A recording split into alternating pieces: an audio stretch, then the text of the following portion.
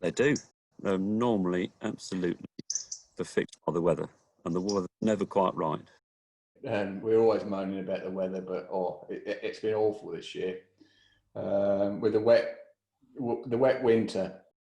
Last autumn and through winter, we had this massive amount of rain, so then a lot of the crops weren't drilled. And then we went into started drilling a lot of spring crops, and then we went into a dry period.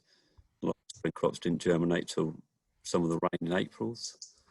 We've been short of water all the way through until halfway through harvest, and now it's making up for it.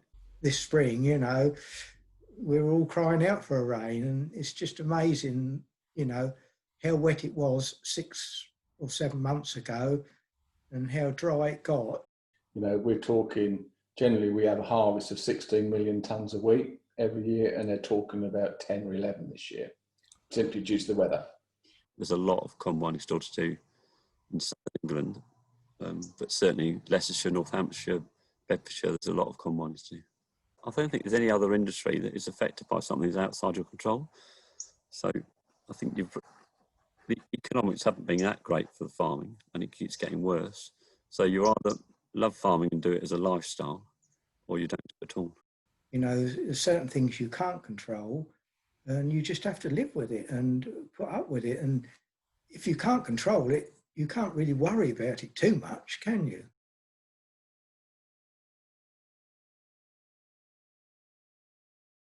Around this area, we've been very lucky, and Whaddon sort of been surrounded with green fields of wheat, although very wet ones throughout the winter. Sort of nationally, you've only got to go to north of Peterborough and nobody got any drilling done whatsoever. Actually, when it's come to the harvest, we've had a good average, I would say. We're very lucky to have what we have in this area. A lot of people around the country are struggling big time. Whereas our wheat crops were not as good as normal, but in the end they were better than what we thought. I'm pretty certain that is a little bit to do with where we are, really.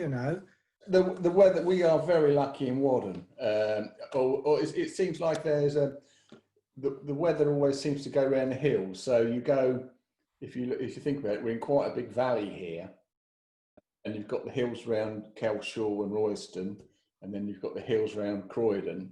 And generally the weather this is a valley where we're always, during harvest, we tend to miss the rain. We are stuck in a little valley with the Royston Hills and the Orwell Hills, and I'm certain that does help, because often you see the rain following the hills round and we miss it. The crop fields have varied tremendously. It's all to do with soil type. So the heavier land has held more soil. As soon as you get to light gravellier land and chalky land, it hasn't been nearly as good, the yields. But we've got some nice land in the village. Good land, good bodied land. So it does hold the moisture really well. Whaddon's lovely. It's got some lovely soil. It really has. Apart from my big field, which is the one that goes onto the A1198.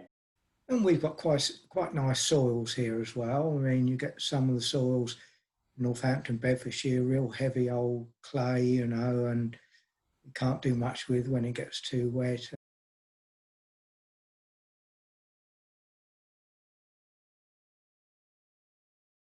Yeah, but you have to think a bit on the hoof as such. You plan things because obviously you've got to order your seed and fertilizers in advance. It's never under control, because sometimes we have a dry autumn, sometimes a wet autumn, dry spring.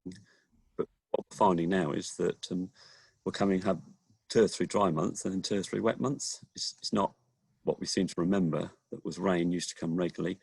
We have, and if the wet months come in the winter, or now we've got a lot of rain at the moment, we seem to have all or nothing.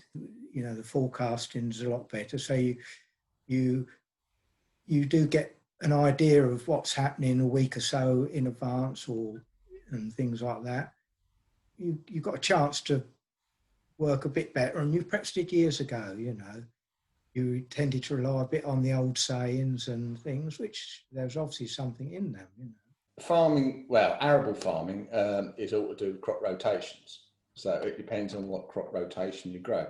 And we try and do 2 cereals and then a break crop, and then 2 cereals and a break crop. That's what we've always traditionally done. It's mainly just trying to make the crop as efficient as possible, to maximise the yield. But if there's a water shortage, you know the yield's going to be short. The crop's going to be yield's going to be down. So therefore, it's just trying to manage the costs and try and get the most out of the crop as possible.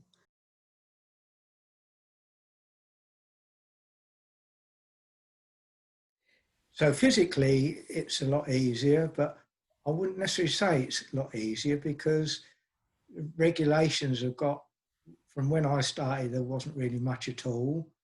So now it's, as you probably know, in whatever business you're in now,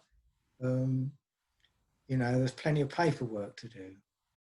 When we left school, we used to go home in the sugar beet, or when we were potato, and you'd share equipment with other farmers, and you'd go and help them. And at harvest time, you know, when I first started, you know, it was hard work, but you know, we always used to stop the combines, and Grandma used to come out there with a flask of tea and some cheese and onion sandwiches, and you know, you sit there for half an hour and stop. And as a youngster, you know, at the age of 13, 14, we were told we'd get on the combine and do a round while the men were having teas, and that's how we all started. And everybody has to run faster. The cost of machinery has gone through the roof, but machinery is cheaper than labour. So there's been a lot less labour than was in the mid-80s. Computers have come in the last 15 or 20 years, and of course that's made it easier for us in a sense, but then it's made a lot more work because people can throw a lot more things onto you, you know. You know, now it's sort of, it's a lot more working the long hours, which is not too bad because it doesn't last for long, and I don't mind working long hours. You've got less farms become bigger. You've got, you know, we're quite lucky in Whaddon, we've got 4 active farmers. But it is, you know, I don't think it's not the socials. And as you know, the social bit is always important to me, Alan.